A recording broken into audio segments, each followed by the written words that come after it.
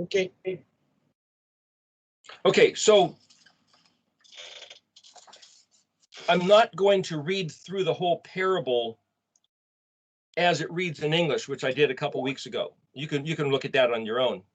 I'm going to just tell you the word, and instead of analyzing every little piece of the word, which was on the notes, I'm just going to tell you the way it reads. So I'll give you some explanation here. Hey, Aleph, Zion, Yod, Nun, Vav. Ha, Azinu. Well, Nun, Vav, that's a suffix meaning we, for us. So now it's Hey is a prefix, the, so the word is Aleph, Zion, Yod. Aleph, Zion means then at that time. So Azi might mean my, because Yod is the personal suffix, so it means the my time, our, us.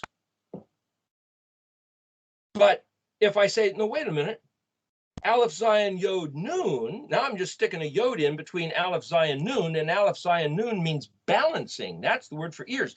So what I'm trying to show you again is that this is why you get different translations, because who knows the way it's really written? What we know is these are the letters. Oh, we have the vowel points. So if you put certain vowel points, the rabbis or somebody, whoever did this says, oh, this is a prefix, that's a suffix, and this is the way you pronounce it. So this is the word. It's like to look at it in paleo with none of that. And I'm letting people know that the professional translators could say this guy's a bozo. And that's a Hebrew word, boz, bet vav zion, bozo. It means he's an idiot, he's a fool, like Bozo the clown. Don't pay any attention. But what I'm saying is, I'm telling you exactly what I'm doing. I'm looking at the letters each individually without regard for how they say this word is really spelled. Is it a 3-letter word? Is it a 4-letter word? Is it two-letter words? It's all of that, and I can show you that Ernest Cline even analyzes words doing the exact same thing. So it is fair game to do.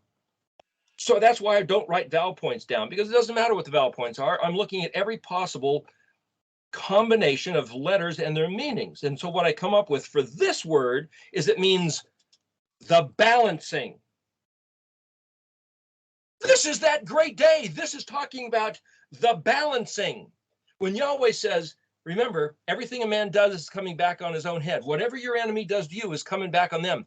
The great harlot that makes everybody drink from the goblet of the wrath of her fornications, Yahweh's going to take I'm quoting from Revelation and also Daniel, I think it is. He's going to take the cup out of her hand and make her drink it herself. When the cup of iniquity is full of the Canaanites, he then sent Israel in to clear out the Canaanites and give them all their stuff. But when Israel's cup of iniquity is full, Yahweh sent in Babylon and Assyria to take out his own people.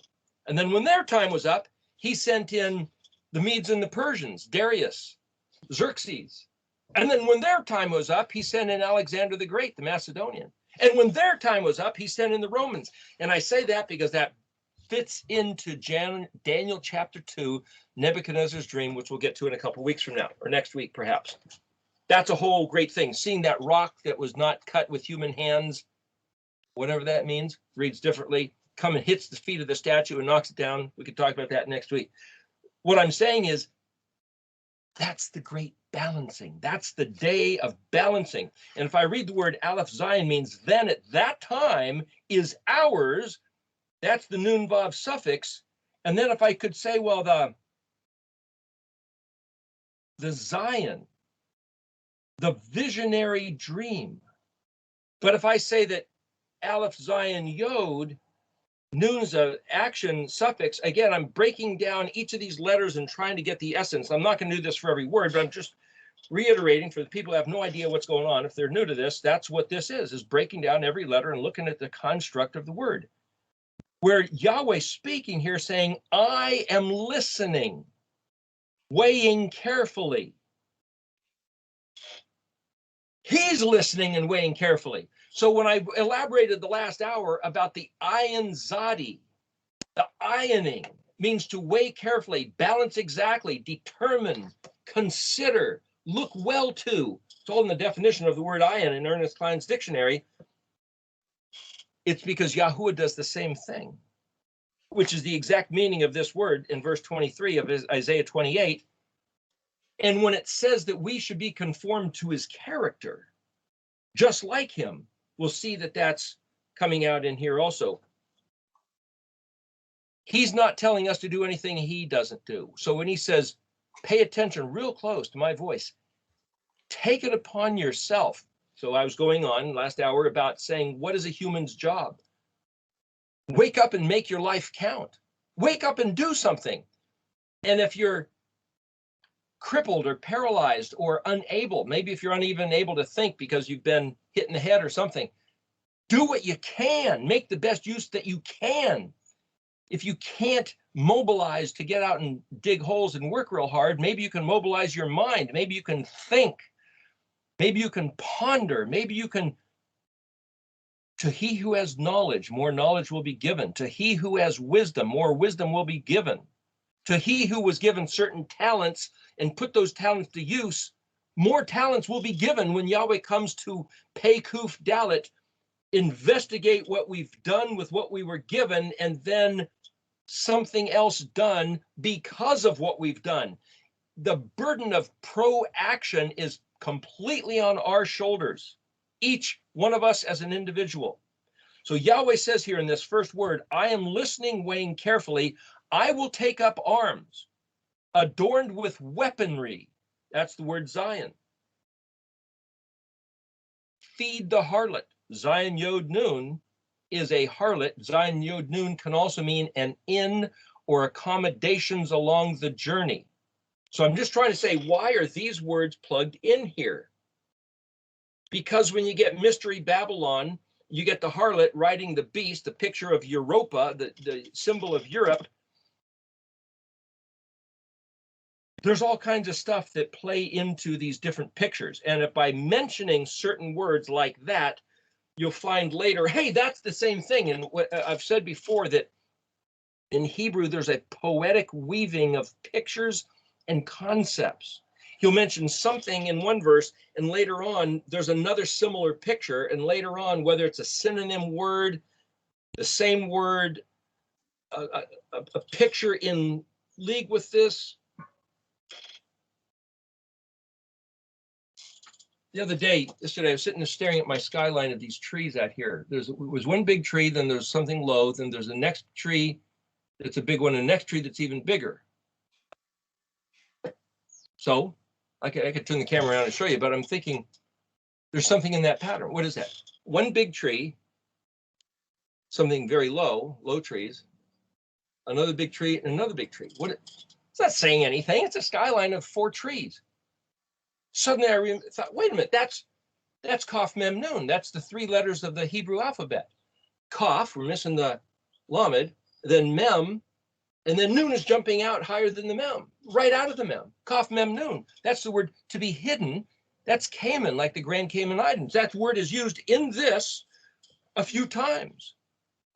Well, I'm seeing that in the skyline. I'm reading these 4 trees as Kaf Mem Nun, which means to hide like a spider and jump out at something passing by to grab a bug, or pirates grabbing a ship in the Cayman Islands of the Caribbean. Now, why would I see that in 4 trees of a tree line? I should take a picture of my phone and send it to you, Kurt. You can plug it in here when you edit this. The next word, Vav, Shin, Mem, Ayin, Vav. Well, Shin, Mem, Ayin is to hear or listen. So the Vav prefix means and the Vav suffix means it. So it means and hear it. But Vav is a hook. Vav is a bridge. Vav is a connector. It's not necessarily the word and. It can mean but. And then if you look up in the dictionary and you realize and is just the convenient, basic meaning of the letter Vav. It can mean when. If, then. Those are both Vav concepts. When, while, when this is sustained. And then Yahweh says, listen, I'm going to weigh very carefully. You can't fake me out. I heard it said once, a Jewish concept is that when will the Messiah come? If and when, for 2 weeks, every Jew in the world will just rest on Shabbat. 1 week, maybe we could force people to do it, but 2 weeks down, now they got to do it on purpose. Oh, no, they're all going to complain, or many of them will complain and won't do it. It's like, come on, could we just get everybody for 2 weeks in a row? It'll blow open the door and the Messiah will show up. Well, what's the Messiah? They're not thinking Jesus is going to come back. One of the meanings of Messiah, Mashiach, in the Jewish mind is the Messianic age. Why? It's this thing we're talking about, the big balancing of Yahweh saying, okay, I've taken note that you've listened and I've tested and proved. Nun Samik means to test and prove, to experiment. I've poked you, I've given you excuse not to do this, and you guys haven't taken me up on it. I've sent in a naysayer. You guys said, hey, we're going to keep the instructions to keep Shabbat. So Yahweh sends somebody in and says, you're under the law. Grace means that you don't have to do that. You guys are a bunch of idiots to do that. Why would you do that? Even the Jews that did that in the World War II were holocausted and inquisitioned by the Spanish. You don't want any part of that. So for Yahweh to send in agents of voices to say, don't, just stay away from his stuff. Don't do it. Don't go back. Well, of course he's going to do that. Yahweh's going to send in, whether it's the devil or the Catholics or the Protestants or the Buddhists or the whoever, he's going to send in people, maybe in our own minds, or he's going to send in the government to say, you can't do that. Why, we're going to shut down your YouTube if you guys talk about praying or reading these words. And it's like, whatever, we're going to do it. We're going to persevere. Yahweh has to put us to the test to see whether we'll endure. That's also the meaning of Nun Samik. And so when it says, and hear it when it is heard, my voice, Kuli, Hey Kuf Shin Yod Bet Vav, incline ears to listen. Well, Kuf Shin is where you get the word straw or something stiff or difficult. So it means difficult, unintelligible, or severe. But Shin Yod Bet means to dwell within, like a resident. Well, what is something hard that dwells within? A piece of rebar in concrete, same picture, like straw inside of an adobe brick. So rebar is the structure within pouring concrete. So now I can take my knowledge of how to build stuff and apply it to my reading this word. And I'm saying, Hey Kuf Shin Yod Bet Vav, the rebar structure within the difficult, unintelligible, incline ears to listen means listening to words. So for us to recognize or listen to the rebar structure of these difficult words, it's the meanings of the words. And then he repeats, Veshemao, and hear it. Or when you hear it and take heed. Well, that's like us encouraging each other to do what these words say. That's why we're doing these classes, exactly that. And then amerti. Well, that word amerti, my declaration, I will have declared, or I will declare. So if we go back to that Proverbs verse 21, and again, I can't remember the chapter it was, where the word amer is used twice, ameri and amarim, Yahweh will put out the declaration for the great balancing. So here, Isaiah was about 600 BC, 700 BC. 721 BC is when the northern kingdom was taken over. I don't think it was taken over yet, so maybe Isaiah was 750 BC or something. 2,800 years. Yahweh gave us this formula and said, you want the great balancing to happen where everything I said I'd do, I'll do. And I'm gonna turn your enemies' ways upon themselves. They dig a pit and I'm gonna make them fall in it. David, there was a psalm where David says he feels like this bird in a tree and they're trying to scare him out of the tree because they have archers. And as soon as he takes flight, they're gonna shoot him out of the tree, out of the air. But then he says, but the arrows are gonna shoot up and come back and land in you guys. That was David's confidence. There's an interesting thing. There was a lady named Karen Davis. She has a Kahal Carmel. Her husband Dave died a couple years ago, but David and Karen Davis established a Messianic congregation in Carmel, which is northern Israel. beautiful singing voice. And I can't remember the name of the song. All Creation Sings. You might want to put a tag up, Kurt. All Creation Sings by Karen Davis.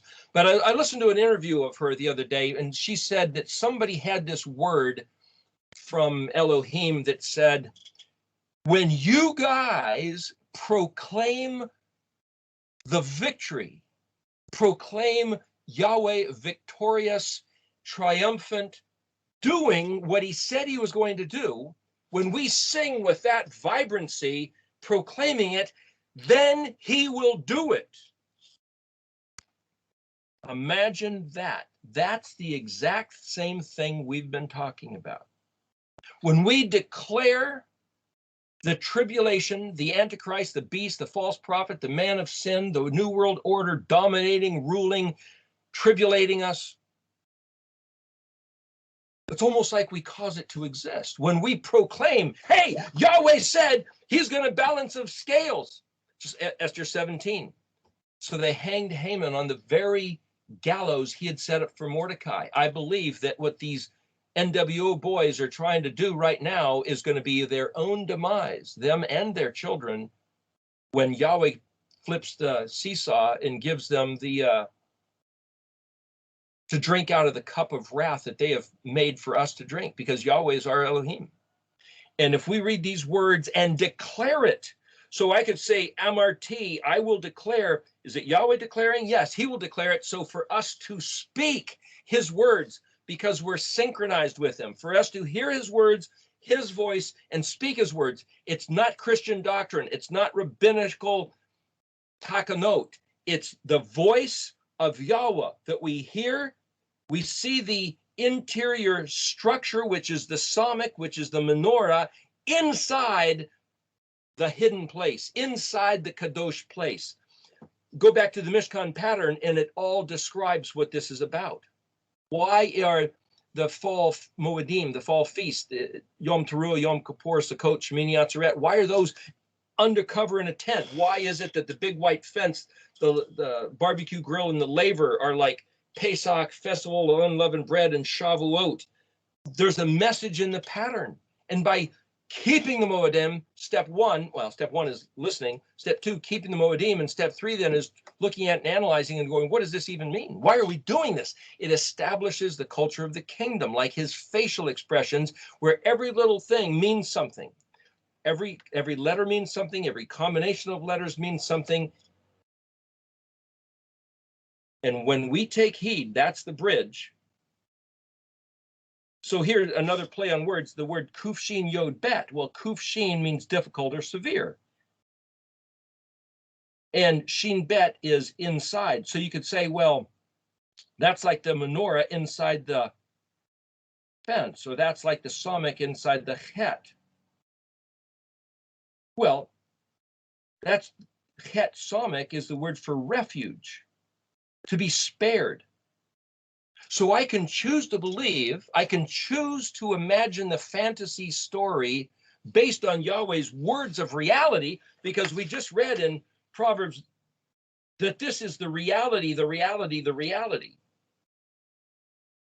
we should be rejoicing in. And if I rejoice in that, and if I see that the menorah, like the psalmic inside the chet, well, chet psalmic is the word for chesed, het psalmic daled, which is the het psalmic is refuge, het psalmic daled is tender, loving, mercy, and kindness. So the chesed, kileolam chesedo, chazdo, forever, your chesed, your refuge, sparing us in your kindness, is sustained for all time. It hasn't been nailed to the cross and done away with. This covenant still exists as vibrantly and as pertinent today as it was the day it was ever spoken. And the day it was spoken is because he first imagined and projected that this is his character, who he is, his relationship with his people since before the universe was ever built. We're just playing into the consciousness and inclining our ears to listen. And I say this because Samet Kaf Tav Sukkot, like Sukkah, like Sukkot, literally means to entwine the branches and entwine one's fingers, one's ears listening to the other's mouth. The relationship of being entwined hand in hand. It's all pictures of the same story. This is incredibly significant. Verse 24, Hey Kaf Lamed, totally the all, the capacity to contain. Yod Kaf Lamed means to prevail and have the capacity to contain it all. Well, this is Hey the Kaf Lamed. Well, Kaf Lamed lines up with the barbecue grill, which is the Torah. Pictographic theme symbolism. The Torah instructions, the total capacity to contain the Torah instructions, Hayom, the day. But Hey Yod means to exist. Vav is the connector. Mem is in the heart, or take it to heart with enthusiasm proactively. That lines up with the laver. So even though it says this, the day, I can say this exists connected by the heart. What exists? Well, Kaf Lamed is like the Kaf is the lines, which is the Torah instructions, but it's also like pictures of furrows in the field, and Lamed is like this hoe. Lamed means teach and learn, planting the seed of his Torah, so planting a seed in our heart. This whole thing is activated by connecting in my heart with my enthusiasm the teachings of his Torah. And then here's this word, Yod Het Reshin. Hey, Het Reshin. Well, the word Het Reshin is that crazy word that we looked at in Zechariah 2:1 or Zechariah 1:18 if you have a different translation, where it's translated as carpenter, craftsman, silent, deaf, mute, sylvan, which is to say a wooded thicket. It's also real spooky, like incantations or silent, deaf, mute, incantations, spooky, plow, etch, carve by a craftsman. It's like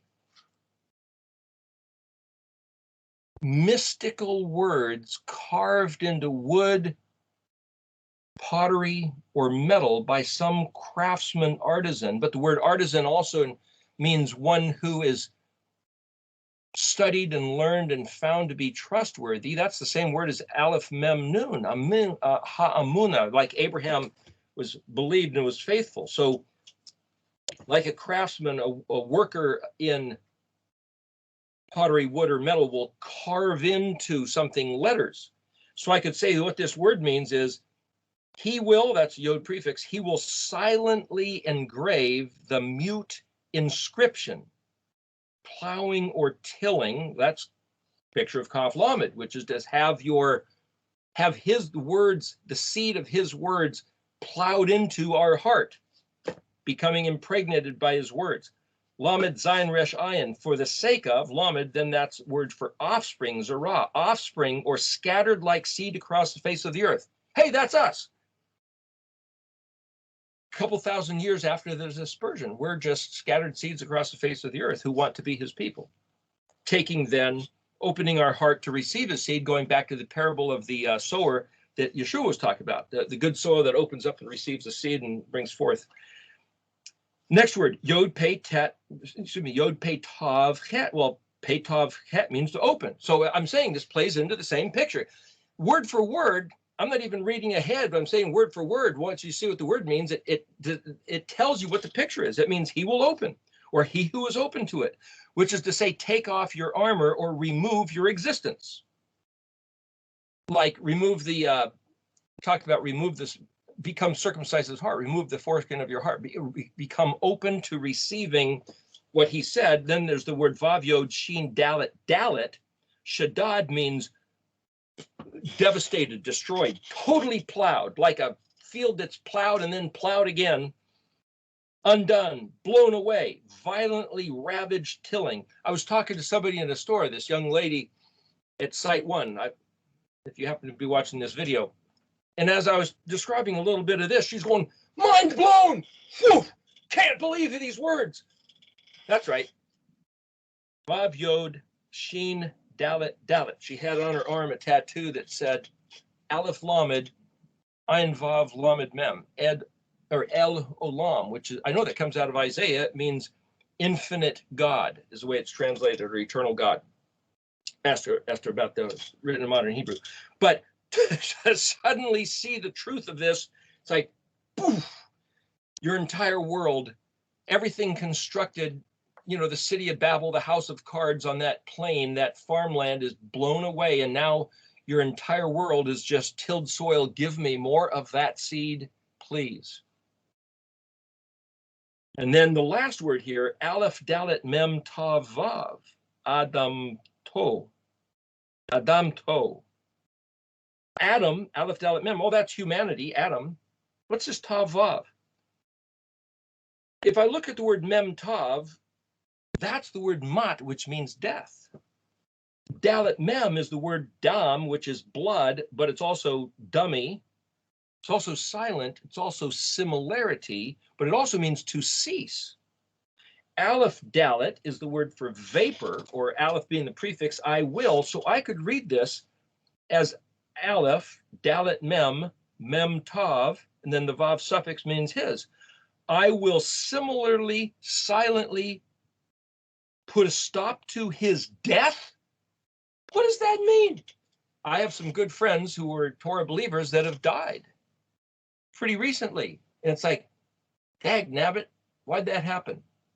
I don't know why it happened, but the point is, just because they have ceased to walk this terrestrial earth doesn't mean they have died. Yeshua said, whoever believes in me will never die. The true essence of his being, his nephesh, can't die, doesn't die. Because a similar word, Hey Dalet Mem Vav Tav, means to be assimilated. Again, synchronizing with Yahweh's words, his heart, his nose, his character, his mind, his Aleph Tav Haid, which is what this is all about. Why do we keep the Sabbath day? Why do we regard the Moedim? Why do we learn his language? Why do we study the white fullness of each letter, as it were, that's encompassing of the full spectrum of what each letter means, to be assimilated into Yahweh's consciousness, his likeness, though it's just silent letters.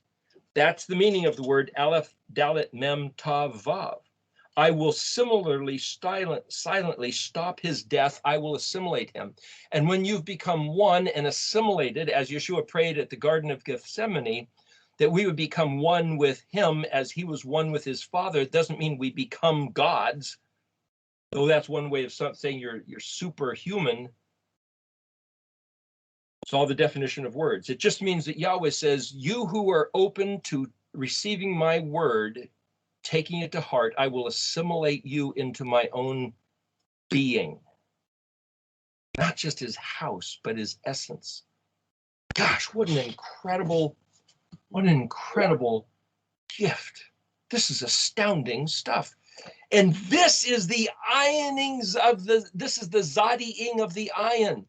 To see this, to realize this is the iron zadi. This is what everybody's been looking for, and it's right here.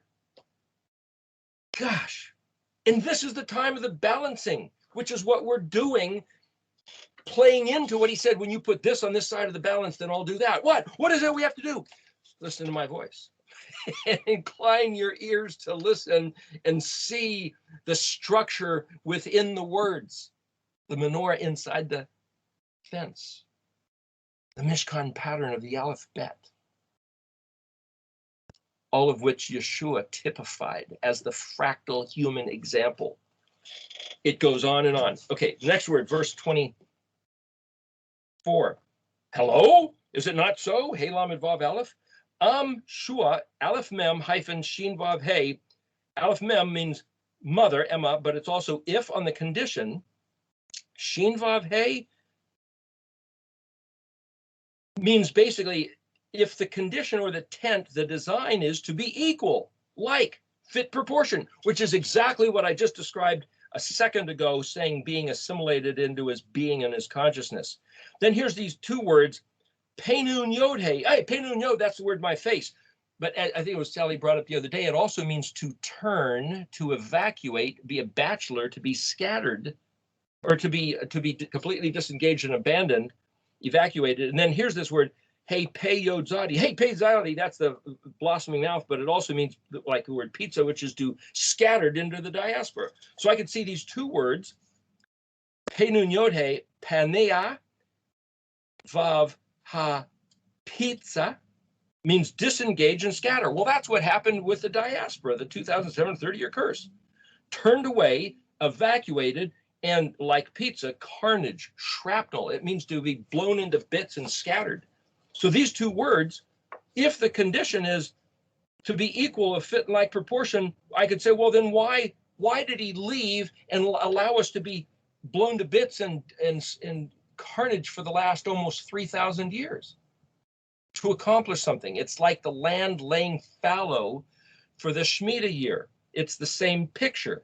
Kuf Zadi Het means decisively at its end, meaning the task is finished, the work accomplished, the intent of purity achieved. Well, not that we're pure, but he's allowed the death to play out.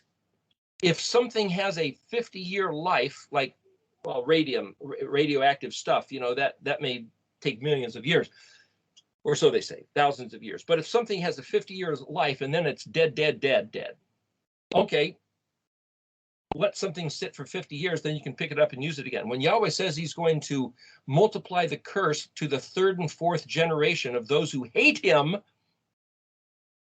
okay, then something that people do in their hatred of Elohim sets up some sort of genetic disposition in their DNA, and they've found that memory and thoughts and attitudes can be programmed into DNA. So when they give us mRNA to change our DNA, change the programming, who knows what we're getting with that? That's a whole nother matter.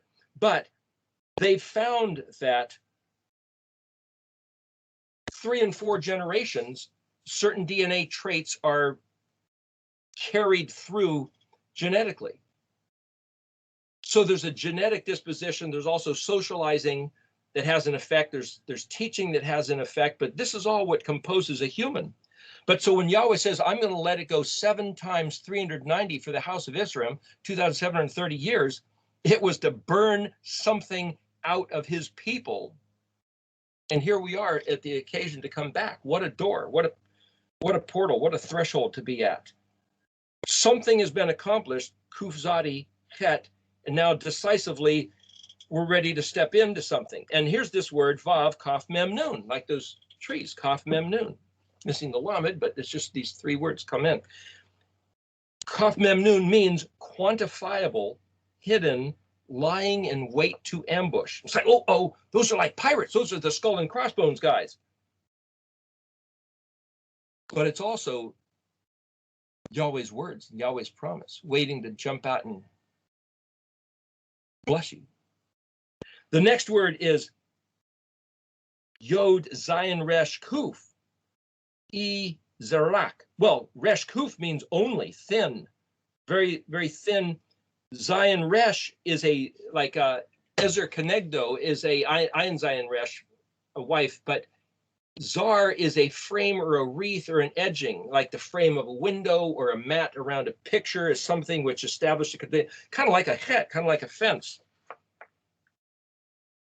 But interestingly enough, if I look at Kaf Mem Nuns, like conspiracy, like the skull and crossbones flag of the pirate, like these guys, hey, we're hiding and waiting to jump out, do something. That's Kaf Mem Nun. But then Yod Zayin Resh Kuf, if you look in the dictionary, it means a serum for injection.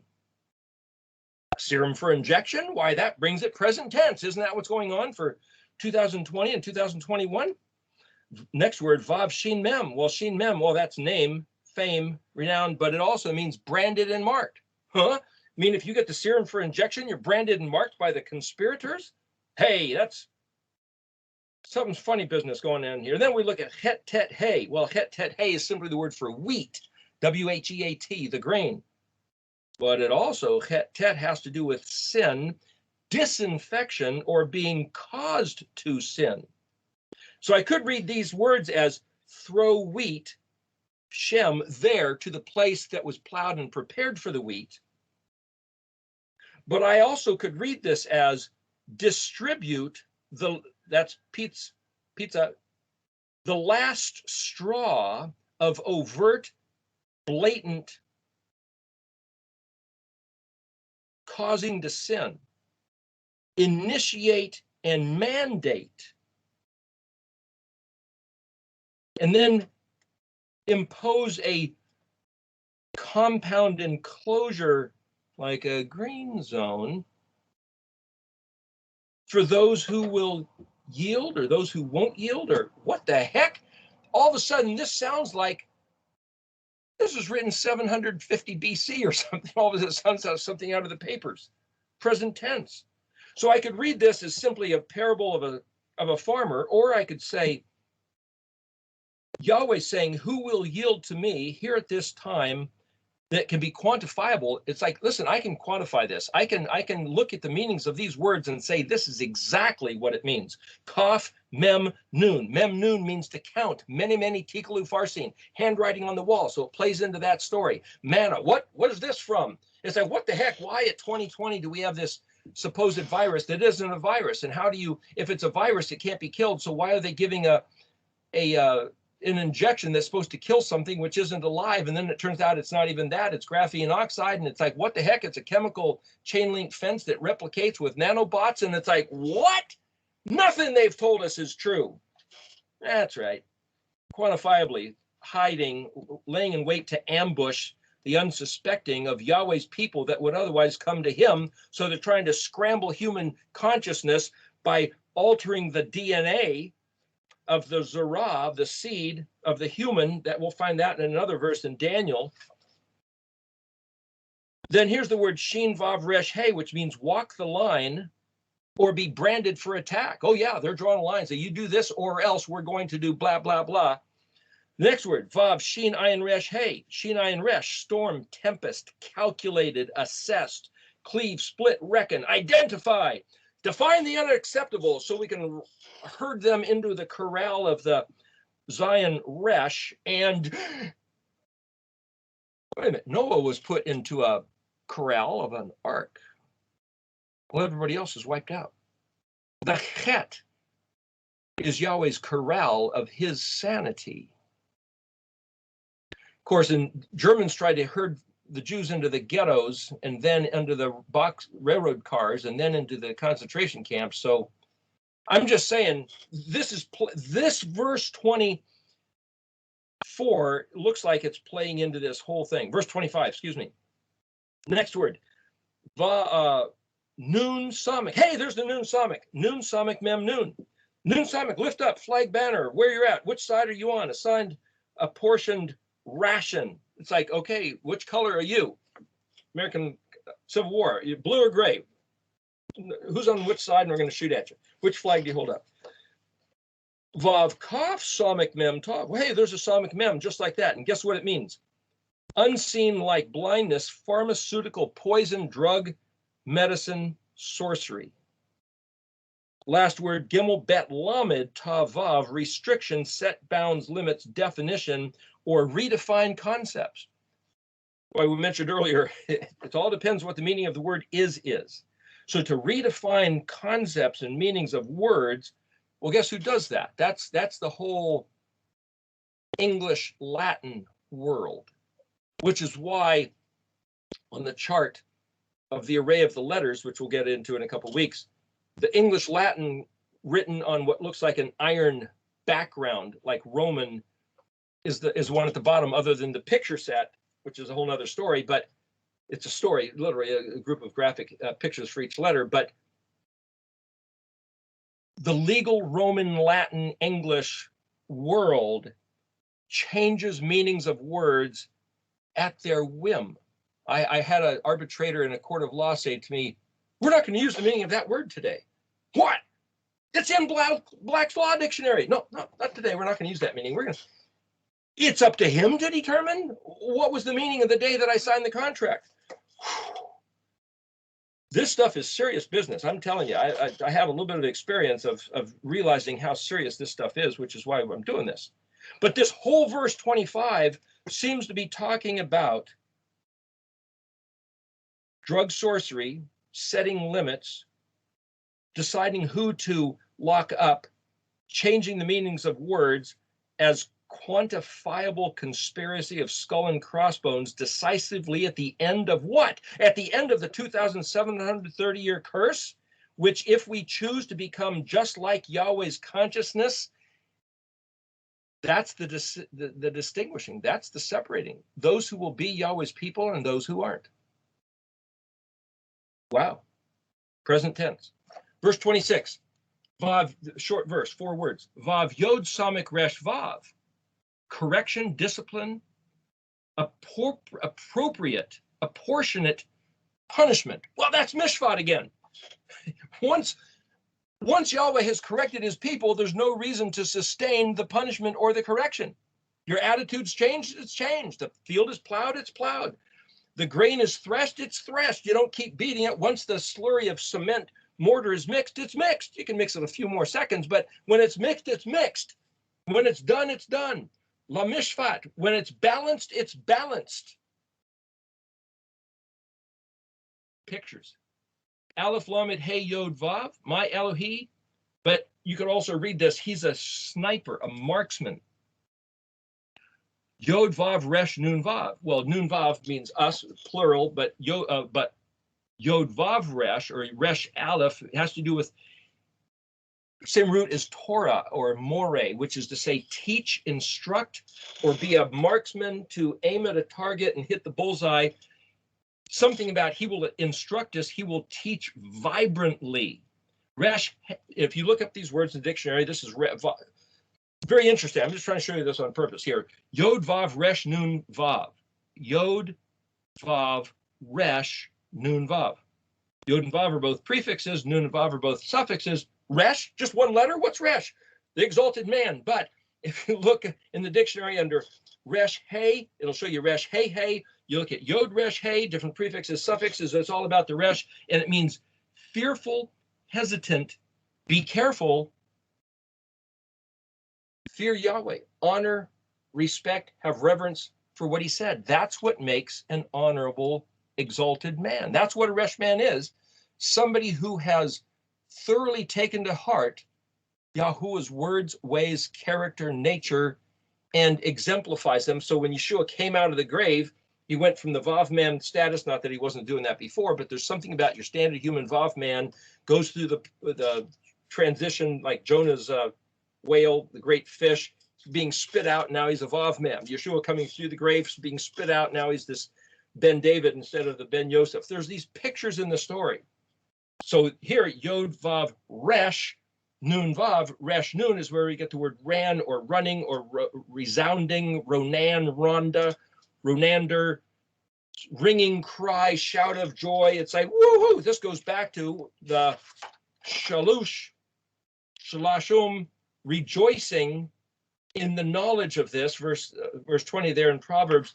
There's something about being one who chooses to rejoice in spite of what looks like, as we said last week, this is not subjective, it's objective truth. Because we perceive the objective truth, we can rejoice, and no matter what is going on in the news items around us, by rejoicing, like what I said about Karen Davis, by proclaiming the triumphant victory of Yahweh provides him a stage to perform it. It's like setting out his shoes, he'll put his feet in them and walk it out. It's like putting out milk and cookies for Santa Claus on Christmas Eve, and you find them eaten and appreciated on Christmas morning. What? The story is, we proclaim who Yahweh is, believing that he is exactly what his words say. And as we proclaim that and rejoice in the triumph of our victory, even now, while it looks like there ain't a hope of our success, Yahweh will manifest the success, his victory, exactly as his words told us. Now, that's where I come to through verse 26. Now look at verse 27. He, for thus, so, when, while, if, because, Kaf Yod, raised hand, like myself, Lamed Aleph, no, not negative. Bet, Het, Resh, Vav, Zadi means determined, industrious, intent. Not determined, intentional. Not intentional, that means against one's will. Is this playing back into getting the injection of serum of that marks you, that it's not that you chose to do it. It's like somebody tackled you and jabbed you. But then if you take the next word, Yod Vav Dalet Shin is grass or trampling grass. And the word Het Resh Vav Zadi means gold. It means not for gold he will trample the grass. Not for gold he will trample. Are they doing this not to get more money, but they're just trying to trample the grass? You see that sign way back when, stay off the lawn, keep off the grass. Somebody is saying, not only am I going to trample the grass, I'm going to take my four-wheel drive dune buggy and I'm going to rip the heck out of it. I've seen people do that before, football fields and golf courses and stuff. Some people's front yards, other punk kids will just go and rip the heck out of it. What is this telling us? Next word, Kuf Zadi Het. There's that same word we saw before, clear, decisive end, terminal limit. Well, that's like Belshazzar, having a party and bringing in the goblet, the last straw, the very last straw.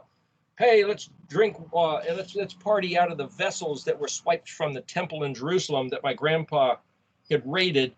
And that's when the handwriting on the wall showed up. The silent handwriting, encrypted, creepy words. That's just like Haresh that we saw a couple verses ago, and that where's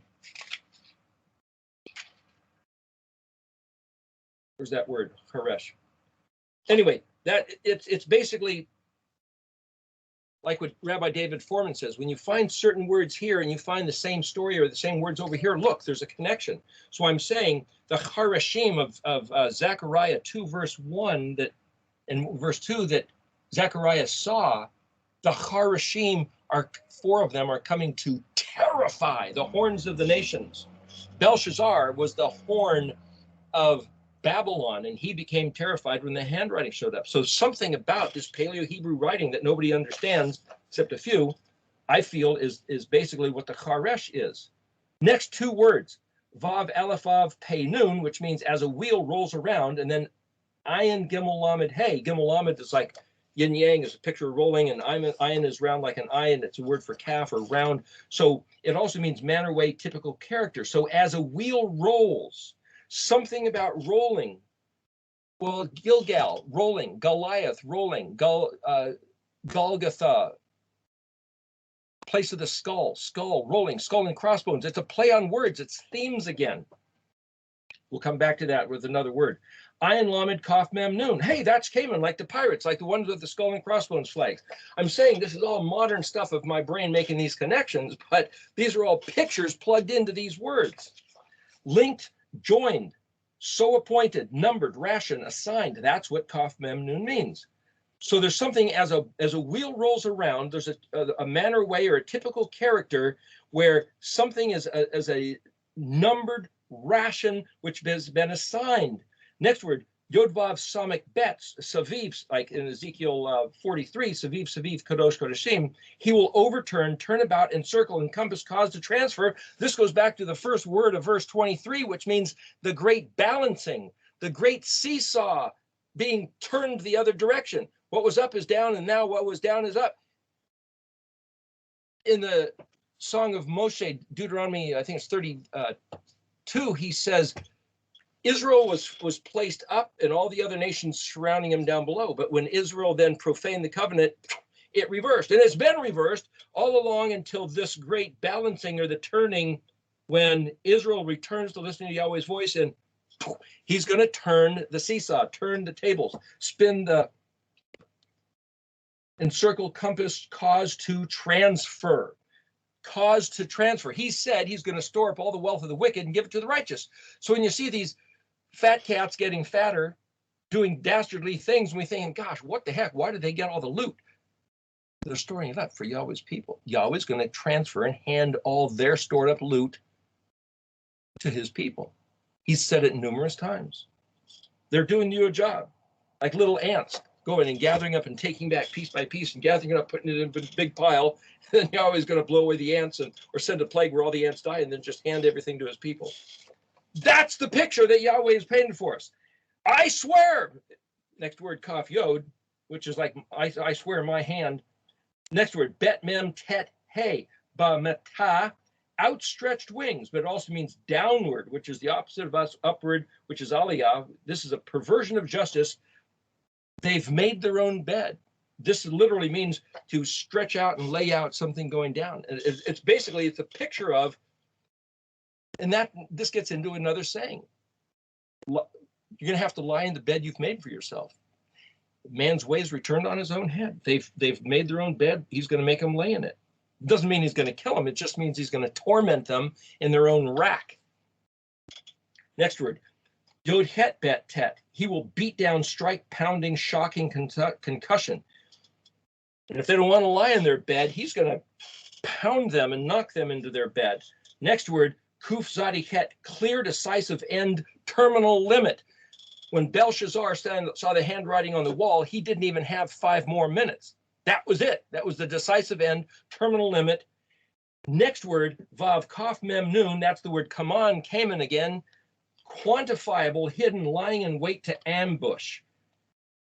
Again, the people that are designing the various conspiracies, skull and crossbones, pirates of Cayman in the Caribbean. And then the last word of this verse, bet sheen bet tet, with a club, a bat, a scepter, a tomahawk, mace, war club.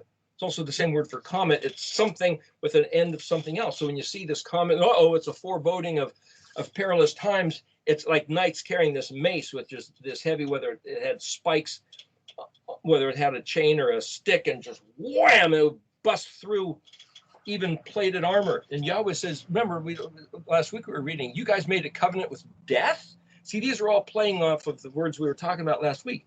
These guys think that because they fly the skull and crossbones, they made a covenant with death, so death won't hurt them. And Yahweh says, I'm going to shoot you right out of the saddle. Or the flood's going to come and wipe out what you thought you had built against that. I mean, look up with something called mud floods. That's a whole other history of reality. I mentioned the word Tartaria before. Whether or not that's true, like the flat earth or so many other things, we don't know whether it's true, but there's evidence of some weird stuff that has gone on that they just haven't told us. Yahweh promised to send a flood to take out the people that had thought they had outsmarted even death by, taking adrenochrome or injecting certain nanobots that would keep them from ever growing old and dying. And it's like, they'll get theirs. They'll get theirs. Verse 28, Lamed Chet Mem, bread, battle, heat it up. Chet Mem is the word for heat, or to crank up a battle, or like bread, take it out of a warm oven and sit down with your friends. It's the same word, lachem, like Bet Lechem, house of bread, house of battle.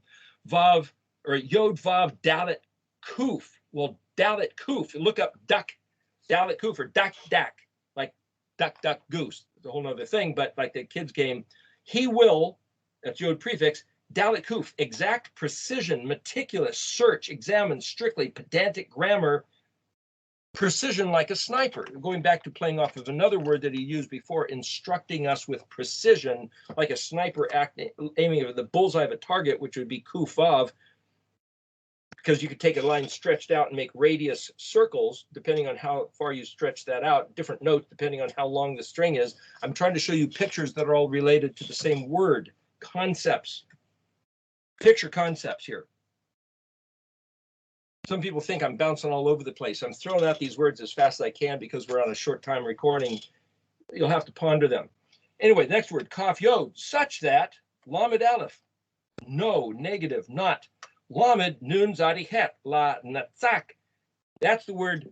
Menatzak is the word used for the conductor, for the illustrious singer, for the star performer. It means victorious, illustrious, glorified, brilliant, immortalized, perpetual, eminence. It's like the triumph of this great victory, the preeminent crusader. Next word, Aleph Dalet Vav Shin. Hey, Dalet Vav Shin, that's like trampling the grass again.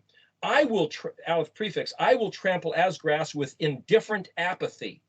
The same way those who hate Yahweh's people and hate Yahweh's ways, the same way that they choose to have trampled his people while his back was turned, because he said he was going to turn his back on his people for all these years until his people came back to listen to him.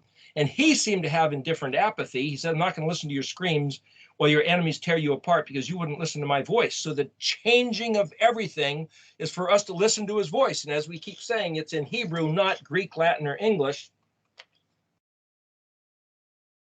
We listen to his voice. He turns to listen. It's a mirror reciprocal image. We concern ourselves with his ways. He then will concern ourselves with all ways. Our doing this, you listening to these videos, taking it to your own heart and yearning for his ways is what will bring the balancing, was what the Jews call the Mashiach age. So even they're in agreement. Even Islam, talking about the 12th Imam being right around the corner, believes in this exact same thing. They just call it different words. Next word, Yod Dalet Vav Shin Nun Vav. Again, Dalet Vav Shin is trampling as grass. He will trample us.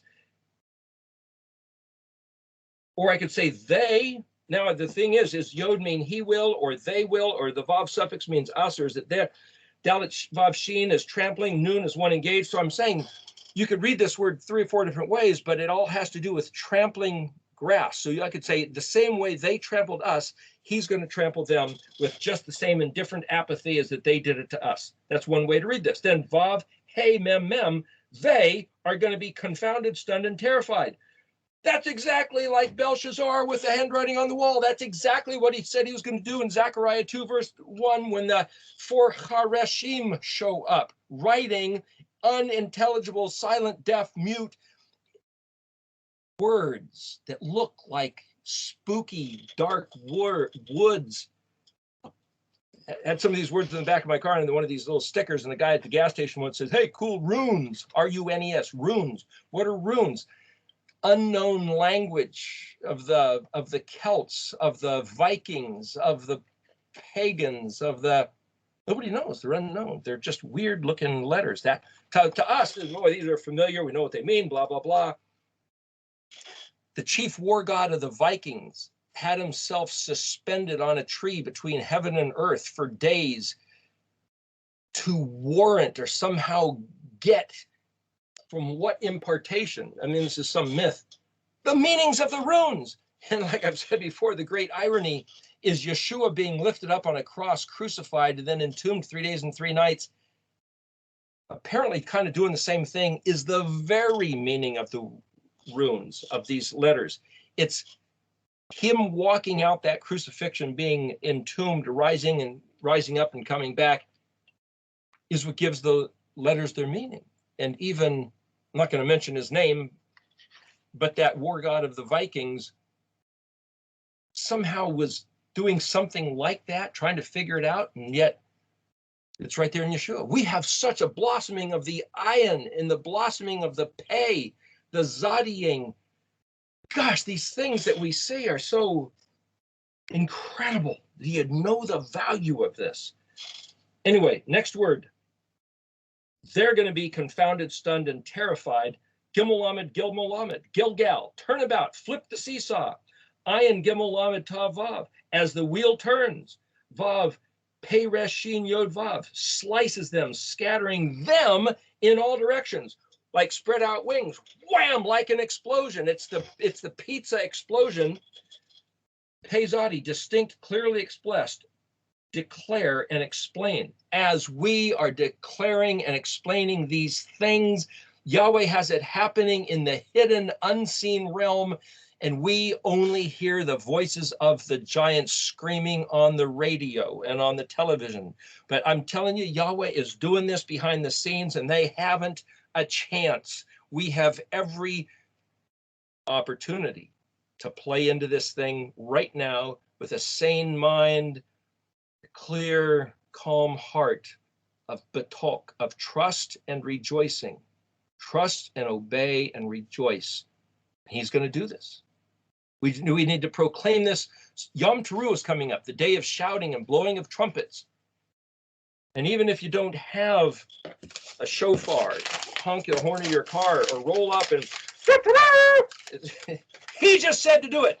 And when you do it, know that the victory is ours and that we are doing this in great, brilliant triumph, that our Elohim reigns. To hell with the devil. He's the Yahuwah, the Elohim Zavot of Israel, is the maker and the possessor and the orchestrator and the administrator of the heavens and the earth. And we are his Kadoshi people, betrothed unto his sacred, special chesed, his kindness. His passion is for us to listen. It's looking at every letter. It's what this is. The last word of verse 28, no, Lamed Aleph, Yod Dalet Kuf Nun Vav. Dalet Kuf, there's that word dak, which is fine, dak, meticulous. But if you look this Dalet Kuf Nun, it means crushing, breaking into little pieces. So he's going to slice them, scattering them into all directions, spin the wheel, flip the seesaw, trample them like grass, like they trampled us with grass. But he's not going to trample us tender, weak little coquette daisies. Chaninit, chenchun. Different words, but that's the word chetnun. That word's not used here, but I'm playing off the pictures as he described it, trying to give you a picture. And then verse 29 again, this heaped up. This is what this is where Yahweh's heart's at, to give us not only the words of the covenant and the truth of everything there and make heaven and earth respond. The grass will respond, the rain will respond, the foliage will respond, the fruit will respond, nature responds with singing. Paleo Etza Hagadil Toshia. Wow. So that's it. That's the parable. Isaiah 28, verses 23 to 29. It looks like just a parable of a farmer sowing and threshing. So, open it up to you guys. You can talk or say whatever you want about this matter. As usual, Eric, you go so deep into it. It's what we already believe because we've been studying it for such a long time, at least for many of us. But it just gives more concrete evidence, the way that you dig into it, to affirm what we already believe, and it gives me more of a motivation to dig even deeper, because no matter how deep we dig, we're just going to find the same truth, that there is one reality, which is Yahweh's reality, and then there's the reality that the world believes is their reality.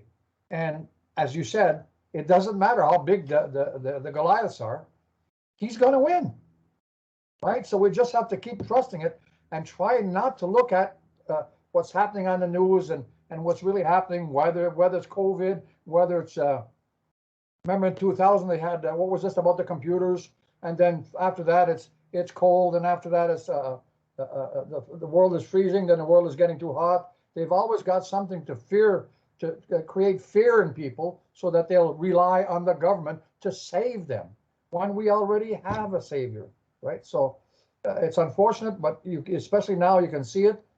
They're using something to turn brother against brother, with this COVID, and it's going to separate people. And unfortunate for the people that believe the government side rather than trusting in Yahweh, because like I said before, in Deuteronomy 7:12 to 14, he says, listen, keep my commandments, and I will make sure that no illness, none whatsoever, come against you.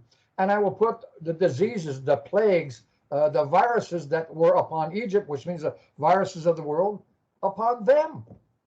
Now, either you believe it or he's a liar. Then don't believe anything he says. I mean, you can't take it halfway, right? All or none, all in, or one side of the fence or the other. So hey, Eric, Sally was asking about Psalm 145. And there's a noon missing. You know anything about that? Yeah, I haven't got a chance to look at that, but I had heard years ago, probably 20 years ago, I heard about that, and that there was a version of that psalm somewhere in some book where the noon was there. And so the question is, well, I've heard that the Jewish scribes through the ages have double checked. You know, they write out a sentence, have a gematria value for every letter, and they total it up, and they always make sure that it's the exact number, and they double check and recheck every line that they're writing with the scroll to make darn sure that every single letter is exactly right and can't be altered. Unlike English, where you've got 100 different translations, or Greek, 30,000 different manuscripts, no two of which match. Hebrew is completely different. Everyone has to be exact. So what the heck? How did someone miss that noon? And then why was it perpetuated that the noon kept being left out for all the subsequent renditions? And how did somebody find it and not stick it back in? There's a whole mystery there. So the question was, if it's a fish jumping out of water, maybe it got away. I was thinking maybe the noon is actually on the Psalmic. Maybe the two are combined like that image. We'd have to go back and think about that and analyze. So all I can say is, if the official version of that psalm is missing the noon, did David or whoever wrote it leave it out on purpose, or did somebody run off with it, steal it, and everybody else go, huh, what noon? Which verse is it missing in? The noon verse. So it's listed. Psalm 145. You know how like Psalm 119 is Aleph, Bet, Gimel. Yes. So Psalm 145 is the alphabet letters per verse. The only thing is the noon, which I think is in between, would fit in between verse 13 and verse 14, is not listed there. So it goes from Mem to Psalmic in that psalm. Yeah, it goes Hey, from, how come everybody's I've still got on it on the screen. I can see it's missing there, yeah. Charles, what are your thoughts on that? Charles? Down there. Sorry, I was measuring out for Zeet seats. I wasn't paying attention.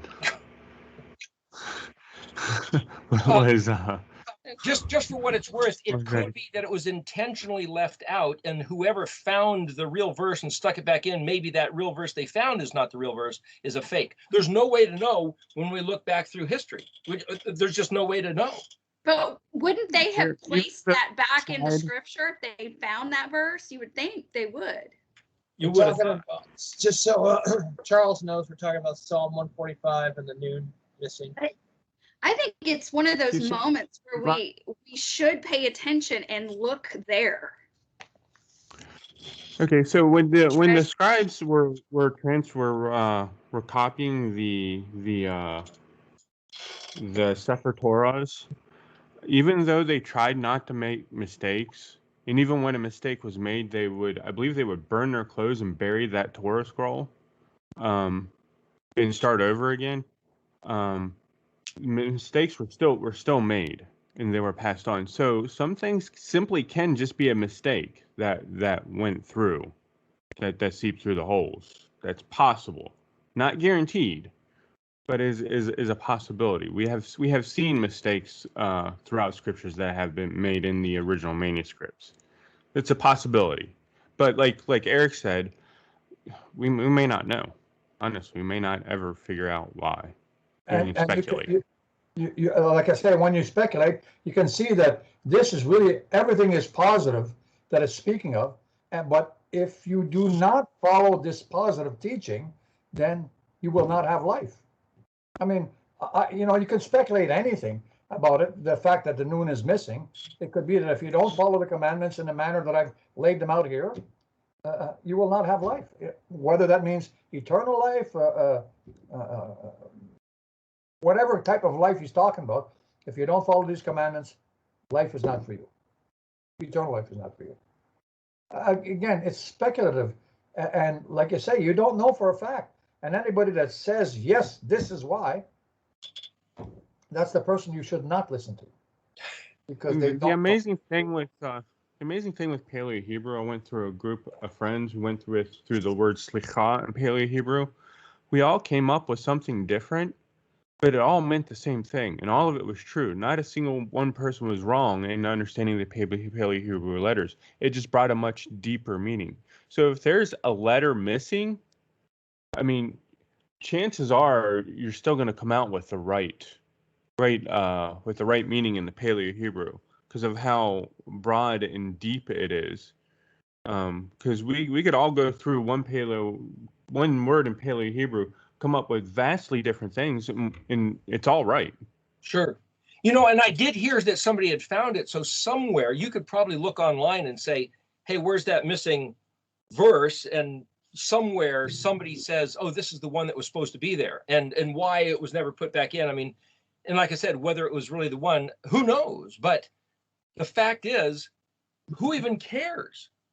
How many people read this passage and it never even dawned on them to say, hey, a noon's missing? It seems like because the Hebrew language is, the letters of the Hebrew alphabet are listed in that psalm, that identifies that there's a missing verse. There's a missing. But in King James, or you'd never look, unless you're looking at Hebrew, you'd never even give this a second thought. That's what I'm saying. The only people that would ever notice this is somebody contemplating, navigating the map and saying, hey, we're missing a step. We're missing, there's one note missing from the song. Why? Or, Shel Silverstein?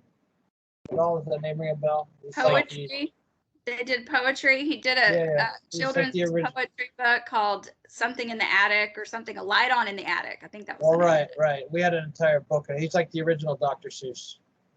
Yeah. So and what's his name? Shel Silverstein. He wrote a book called The Missing Piece, and it's a shape. It's just a shape, and a piece falls out of the shape, and it goes, tries all these different pieces to fit in. I don't know. This is just making me think of that. I've read these books with my kids. The whole puzzle at Psalm 145 is missing the noon shape, and we could engage it like a little, experiment of messing around, just like exactly what you're saying. That would be a great idea. Maybe you could put a link to that guy's book you're talking about and say, well, maybe we should contemplate this chapter, like Sally was doing, and saying, so what's the significance of the noon? And if that was missing out of this phrase, what would it be if you were going to put it back in? What would it look like? And then maybe compare that to what somebody says it really was. And I'm just saying, play around with this and use it as an occasion to just it's like playing in the sandbox, right? Kids just playing in the sandbox, doing whatever you do. Fight with cats or something, Wait, look. What's the name of that book that you're mentioning, Kurt? Do you remember? Well, it was an entire collection of Shel Silverstein, but this one is The Missing Piece. Shel Silverstein.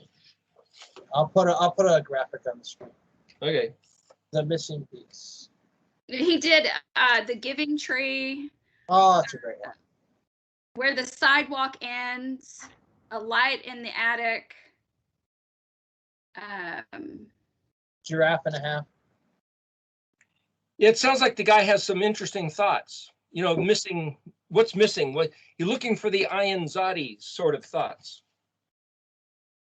Looking for that illumination of, hey, maybe it's up in the attic. Why is the light on there? Or, hey, where's that missing piece? Or he's looking at the world and saying, something's wrong. What is it? And it turns out, hey, it's exactly this stuff we're talking about. He also did one called Falling Up. Falling Up. Yeah, he's a trip. The Giving Tree is a great story. I started reading a book when I was a Christian by a Japanese author, and it was about this girl. She got in a cab and started to notice something was off in the world, and something was very, very different. And then she noticed that the world, as she knew it, was not what it was. It was actually something else.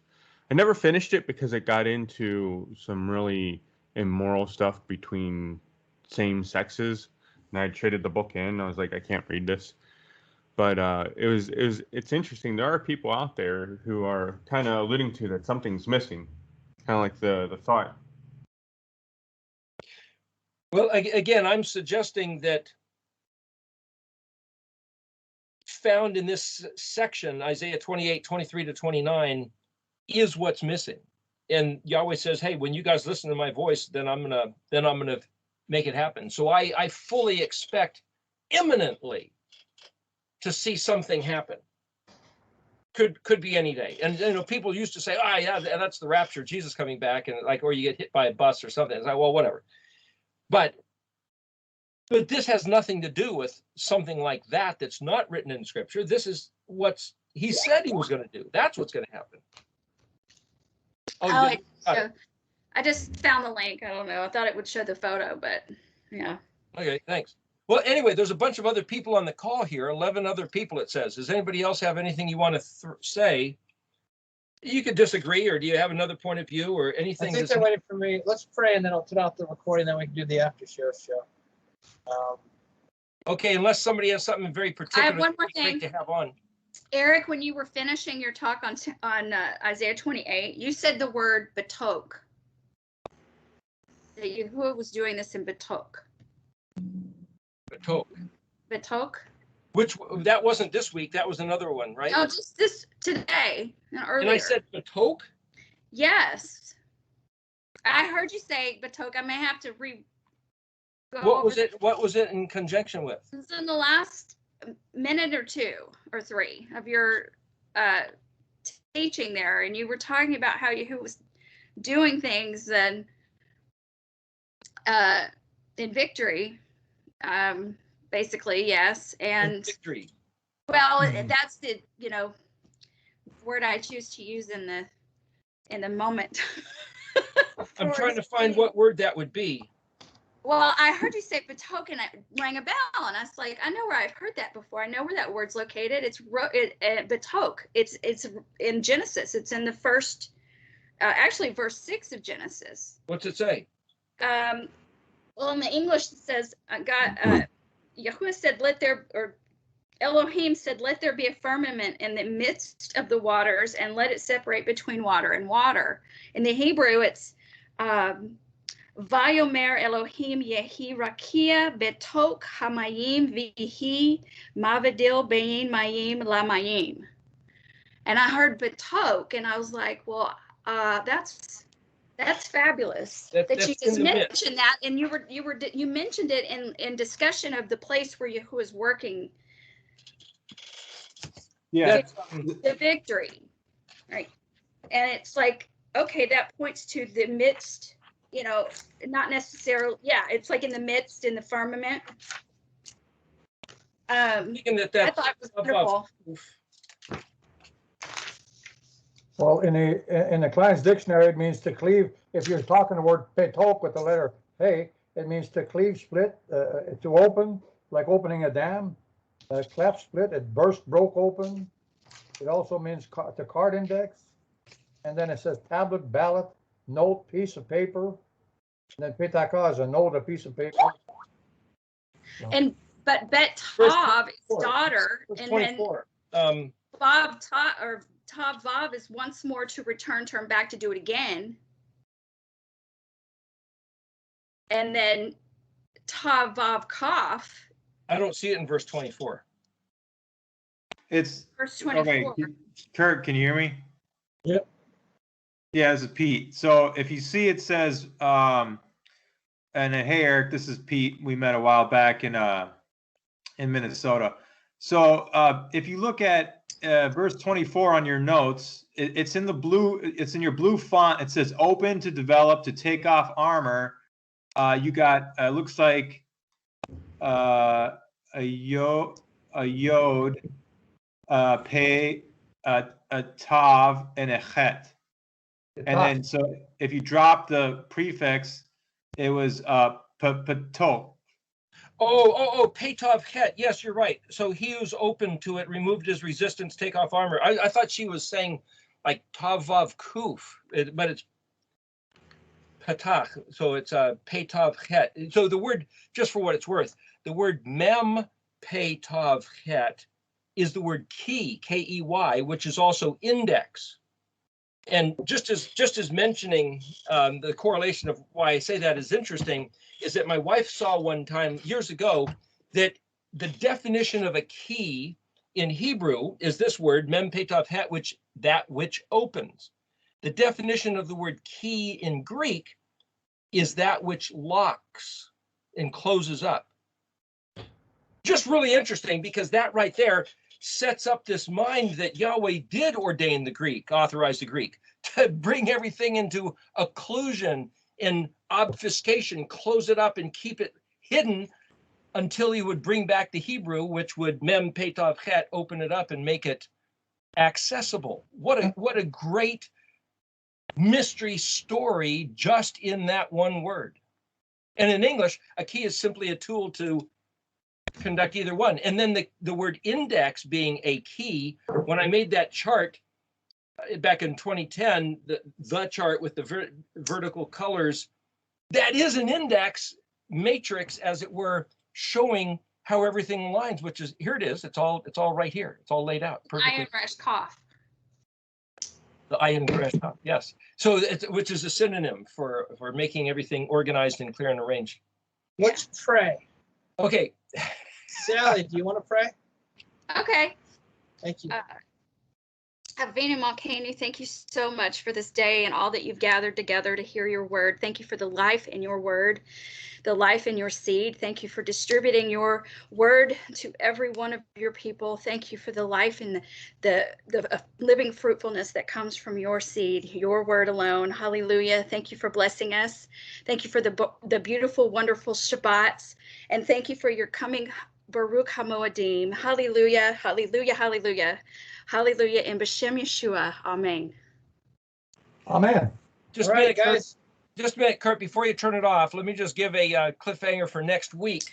Sally was talking about the life in your seed, and I was looking at Daniel 2 and talking about how this iron mixes, not mixing with clay, and the toes or the feet of the statue that gets knocked down by the stone. And I found it really interesting that two of the words used there in verse 43, I think it's Daniel 2, verse 43, is having to do with Bet Zion Resh Ayin, and then Aleph Nun Shin Aleph. Well, come back next week to find out what that's all about, and I'm done recording. yeah.